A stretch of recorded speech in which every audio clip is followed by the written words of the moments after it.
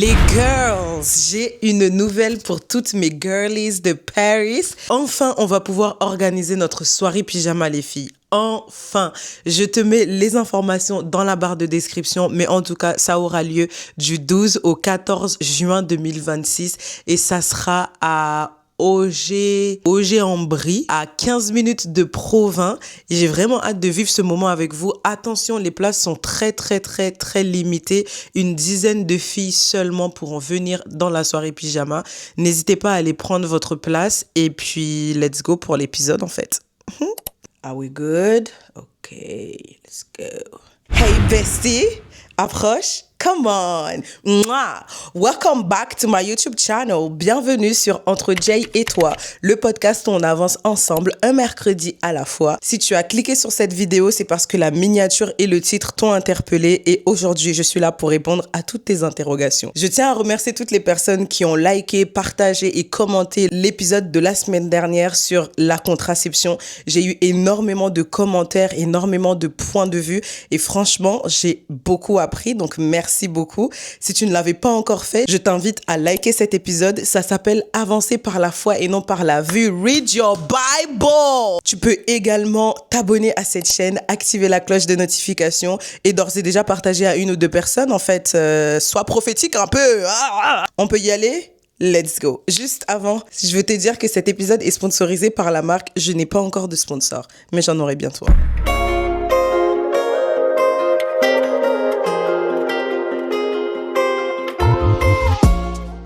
En réalité, cet épisode était censé être la réponse à la question de l'un d'entre vous, mais j'ai senti le Saint-Esprit qui m'a convaincu de parler sur ce sujet-là en particulier. Et quand je l'ai reçu, j'ai dit, Seigneur, est-ce que vraiment tu veux que je parle de ça? Déjà, j'ai parlé de la contraception, il y en a pas mal d'entre vous qui m'ont un petit peu incendié. Et j'étais là en mode... Are you serious? Mais nous voici. Je choisis d'obéir à la voix de Dieu au lieu d'obéir à ma peur de me faire incendier dans les commentaires.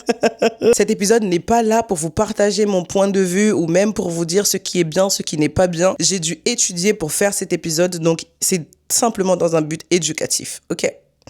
Si tu veux sortir ta Bible, sors-la, because I'm not going anywhere without the word of God. Comme tu as vu sur le titre et sur la miniature, on va parler d'avortement aujourd'hui. Encore une fois, ce n'est pas un épisode pour te partager mon point de vue ou même pour te dire ce qui est bien et ce qui n'est pas bien. C'est simplement un épisode à but éducatif. Bien évidemment que je suis allée étudier ce sujet et toutes les sources que je vais citer, je te les mettrai dans la barre de description. Certains sont en anglais, bon je mens. La plupart d'eux sont en anglais, mais tu peux utiliser l'outil de traduction de Google pour traduire tout l'article ou toute la page si tu veux en savoir plus également. Je pense que si tu es une femme ou même si tu es un homme, tu as déjà entendu c'était quoi l'avortement, donc je vais pas te faire un cours de science là-dessus. Va demander à ChatGPT c'est quoi l'avortement et tu sauras. Qu'en est-il de l'avortement dans le monde aujourd'hui? C'est la question que je me suis posée. Donc je suis allée étudier bien évidemment. À date, environ 73 millions d'avortements ont lieu dans le monde chaque année. Ouais, chaque année. Cela représente à peu près 30% des grossesses selon le site Reproductive Rights aux US. Et selon ce même site, 13% des avortements conduisent à la mort de la maman. Dans l'article Abortion in the US, What You Need to Know, publié en mai 2024 par Isabelle Swahil et Kay Smith, on nous dit qu'en 2024, seulement en 2024, plus d'1 million d'avortements ont eu lieu et environ 98 630 ont lieu par mois en 2025. Et selon ce même article, on nous apprend qu'une femme sur 4 aura avorté au moins une fois dans sa vie. Je suis allée un peu plus loin parce que pour moi, ça ne me suffisait pas et je me suis demandé à quel moment les femmes décident de terminer la grossesse. Et j'ai trouvé un article sur le site PubMed Central, donc PMC, toujours aux États-Unis, qui m'apprend que dans les pays développés, plus de 90% des avortements ont eu lieu avant la 13e semaine et plus de 2/3 se fait avant la 9e semaine. Donc, la majorité des avortements ont lieu au début de la grossesse. J'ai été un petit peu plus curieuse et je me suis demandé quelles pourraient être les causes des avortements par ces femmes. Et la réponse à cette question était très fascinante. Environ 95% des avortements ont lieu pour des raisons personnelles, raisons de timing, de relation. Environ 1% ont lieu parce que il y a eu un viol ou de l'inceste. 0,3% ont lieu parce que il y a eu danger pour la mère. 2% pour des raisons physiques de santé et 1% pour anomalie grave du fœtus. Cette étude n'est pas là pour condamner qui que ce soit. Je ne défends pas l'avortement. Je ne conseille pas l'avortement. Je ne suis pas là pour donner mon avis sur l'avortement.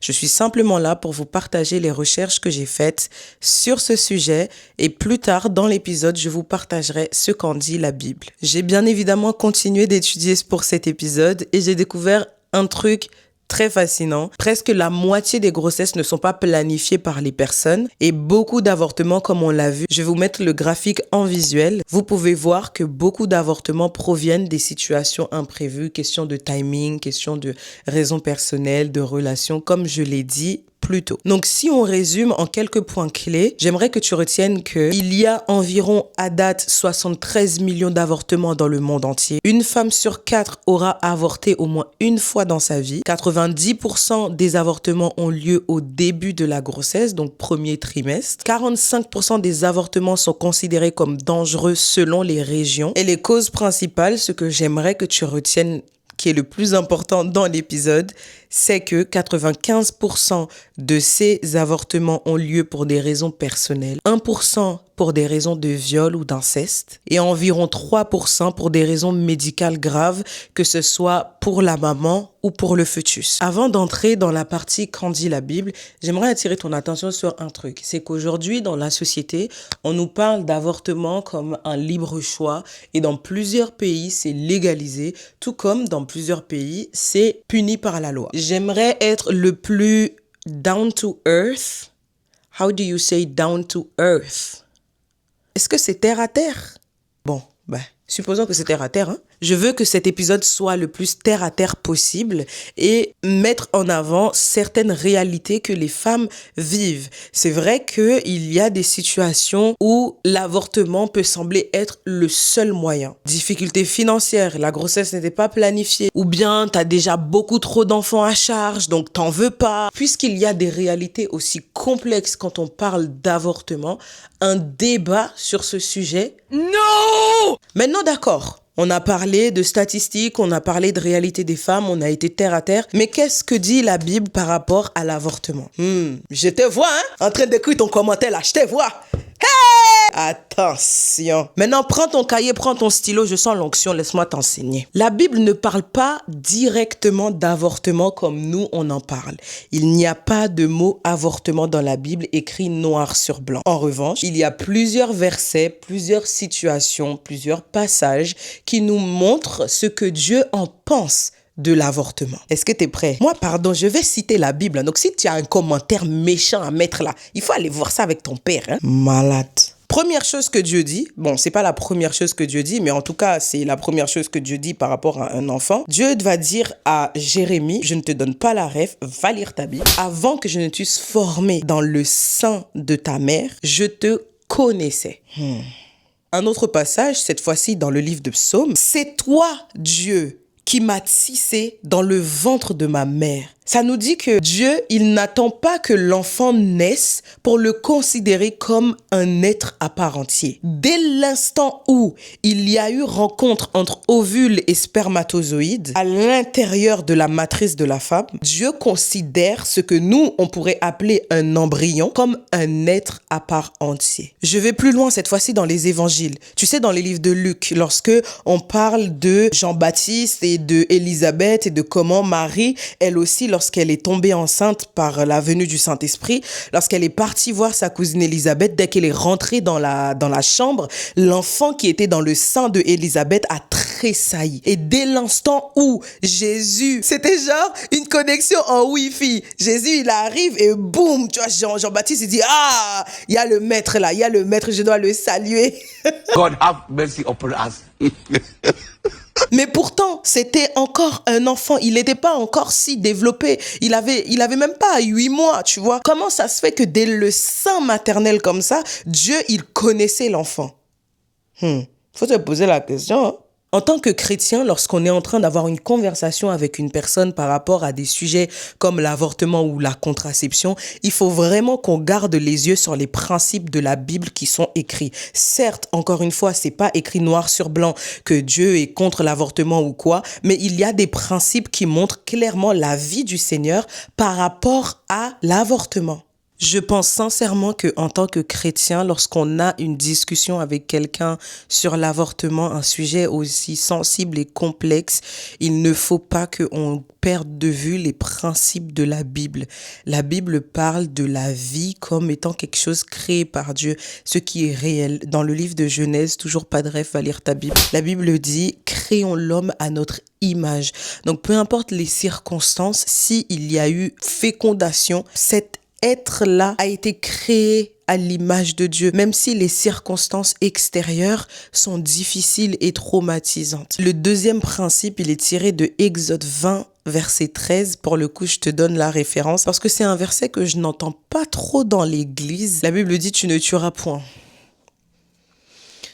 Voilà, je n'ai rien d'autre à ajouter à ça. Et puis tout, voilà, lorsque tu ne tiras point, that's it. Dans les psaumes, cette fois-ci, on va retrouver un verset qui dit que les enfants sont un héritage de l'Éternel. Encore une fois, les circonstances de certaines grossesses, donc on le voit, 1% des grossesses représentent un viol ou inceste, moins d'1%, 0,3 il me semblait, c'était dû à un risque de mort pour la femme ou bien pour le fœtus. En revanche, 95% des avortements sont liés à des raisons personnelles, mauvais timing, relations catastrophiques, des finances compliquées, etc. C'est un chiffre qui est assez alarmant. Et aujourd'hui, les amis, en tant que chrétiens, il faut qu'on mette la lumière sur ces choses-là. Nous sommes appelés à être la lumière du monde, le sel de la terre. Et dans des sujets comme ça, il faut absolument qu'on puisse ramener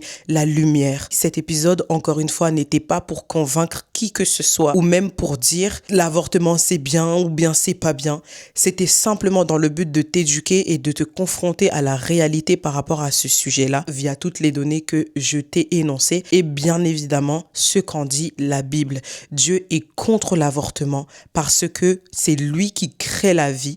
Dans le dernier épisode sur la contraception, je vous ai partagé des versets qui vous montraient que Dieu était celui qui ouvrait et qui fermait les seins, donc les entrailles des femmes. Si aujourd'hui il permet une vie à l'intérieur de nous, à l'intérieur de notre matrice, encore une fois, même si les circonstances ne sont pas favorables, même si c'est traumatisant, il ne faut pas qu'on puisse oublier que la vie vient de Dieu. La chose que j'aimerais que vous puissiez retenir, déjà, c'est toutes les références que je vais vous mettre dans la barre de description. Allez lire, allez vous éduquer, allez vous informer, c'est important. Et également, s'il vous plaît, lorsque vous êtes au sein de débats par rapport à l'avortement ou autre sujet, mais surtout l'avortement, gardez en tête que c'est un sujet qui est tellement complexe pour la simple et bonne raison qu'elle touche des réalités humaines d'une profondeur inimaginable. Là où la société va vous proposer plusieurs réponses par rapport à l'avortement, la Bible, elle insiste sur le fait que la vraie valeur de la vie, c'est Dieu qui la donne et que il ne veut pas qu'on prenne la vie, quelle que soit sa forme, en fait. Et surtout, j'aimerais que vous reteniez que Dieu, c'est celui qui est présent même avant la naissance de l'enfant. Donc, dès que l'enfant est formé dans le sein maternel, il est enregistré dans les registres de Dieu. Tu vois, c'est comme si, genre, il y a une mairie au ciel et dès l'instant où l'enfant est formé, genre dès l'instant où il y a eu rencontre entre spermatozoïdes et ovules et boum, il y a eu un embryon qui s'est formé, c'est comme si l'enfant, il a été enregistré dans la mairie du ciel. Ah oui. For sure. Donc, il faut vraiment qu'on puisse garder ça en tête en tant que chrétien. Encore une fois, on est appelé à être le sel de la terre, la lumière du monde. Et dans des sujets comme ça, il faut qu'on s'éduque, qu'on se renseigne par rapport à ce que la société dit et qu'on vienne dans la Bible et qu'on dise qu'est-ce que Dieu dit. Et j'aimerais exprimer tout mon soutien et tout mon amour à toutes ces femmes qui sont passées par des viols ou des incestes ou qui ont eu une grossesse non désirée, non planifiée. Vraiment que le Seigneur vous donne du courage. Je ne peux même pas imaginer en fait ce que vous avez vécu sur le coup et je ne peux même pas imaginer les traumas, les bagages que vous avez dû porter à cause de ces situations-là. Sachez une chose, Dieu n'a jamais voulu que ça arrive et ce n'est pas parce que vous avez vécu un viol que Dieu ne vous aime pas ou bien qu'il était là, il a gardé les bras croisés et il a laissé ça se produire. Ça n'a jamais été la volonté de Dieu que vous passiez par ce viol ou cet inceste. Et puis aussi, surtout, c'est pas parce que vous avez vécu ça que Dieu a été détrôné. Il est toujours assis sur son trône. Il vous aime toujours. Il est toujours votre Père. Il est toujours votre confident. Il est toujours saint. Il est toujours là pour vous. Accroche-toi à Dieu, mais jusqu'au bout. Genre, comme si ta vie en dépendait et fais-lui comprendre que peu importe ce qui se passe, moi Seigneur, je te louerai toujours, je te servirai toujours parce que je sais que tu es Seigneur et que tu règnes. En tout cas, c'était un épisode vraiment calme. J'ai pas beaucoup crié. J'espère que tu as beaucoup appris et j'espère que tu as compris que c'était pas du tout dans un but de te convaincre de faire quoi que ce soit, mais que c'était dans le but de t'éduquer et de te confronter à certaines réalités que vivent certaines femmes par rapport à ce sujet-là. Et surtout, j'espère que cet épisode t'aura donné envie d'aller t'instruire, genre d'aller chercher des informations, d'aller comprendre par toi-même. Parce que si demain, t'es chrétien et au travail, il y a un débat sur ça, il faut que tu puisses savoir de quoi on parle. Donc, on va prier pour terminer. Donc, Seigneur, merci parce que tu m'as permis de faire cet épisode. Merci pour ma sœur ou mon frère qui est à l'autre bout de l'écran. Merci parce que tu es Dieu. Merci parce que tu es Seigneur et tu règnes. Merci Père parce que toutes ces personnes qui écoutent et qui regardent cet épisode, tu les touches et tu les bénis. Et mon cœur brûle pour ces femmes qui ont vécu des viols, qui ont vécu des incestes et par la suite qui ont eu un enfant ou qui ont dû avorter. Seigneur, je prie que tu ailles restaurer leur cœur, que tu ailles restaurer leurs âmes. Je prie, Seigneur, aussi que tu ailles les convaincre de te refaire confiance. Il est dit dans ta parole éternelle que nul ne peut venir à toi si le Père ne l'attire. Alors je prie, Père éternel, que tu puisses attirer ces femmes à toi et que elles puissent reconstruire une relation de confiance avec toi. Parce que peu importe ce qu'elles ont vécu, tu restes sur ton trône. Peu importe ce qu'elles ont vécu, éternel, tu es Seigneur, tu es Roi et tu es assis sur ton trône. Je te rends grâce pour leur vie, je te rends grâce pour leur témoignage. Au nom de Jésus, j'ai prié. Amen. Merci Bestie d'avoir regardé cet épisode. Je suis vraiment contente de l'avoir fait. J'espère que ça t'a béni autant que ça m'a béni. J'espère que ça t'a appris plein de choses et que tu as envie maintenant d'aller chercher plus d'informations par toi-même. Je te laisse t'abonner à cette chaîne. Active la cloche de notification pour ne pas rater les prochains épisodes. Like cet épisode si tu ne l'avais pas encore fait. Et bien sûr, partage à 2 ou 3 personnes à qui tu penses auraient besoin d'entendre tout ce qui a été partagé. You can follow me as I follow Christ on Instagram. Je te mets mon Insta dans la barre de description. N'oublie pas de me poser tes questions en DM, en commentaire ou bien tu m'appelles sur WhatsApp. On se retrouve mercredi prochain, Bestie. D'ici là, prends bien soin de toi. Attends, avant de partir, il y a des bloopers. En vrai, je sais pas s'il y a des bloopers parce que c'était un sujet vraiment sérieux. Mais attends quand même, on sait jamais. Yeah. I'm confused! Lord, help me, Lord. Yeah.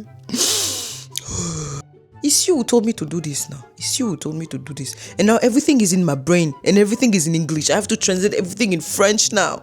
It's double stress. Okay. Oh, la caméra t'est coupée là tout à l'heure. Seigneur Jésus. C'est un verset que j'entends pas beaucoup à l'église, c'est Exode 20, 13. The devil is a liar. Et merci encore de m'avoir écouté, raconter ma life et ce que j'ai. Ouais. Merci encore. Je sais pas, qu'est-ce que je raconte? Oh, purée Seigneur, qu'est-ce que je raconte? Qu'est-ce que je raconte?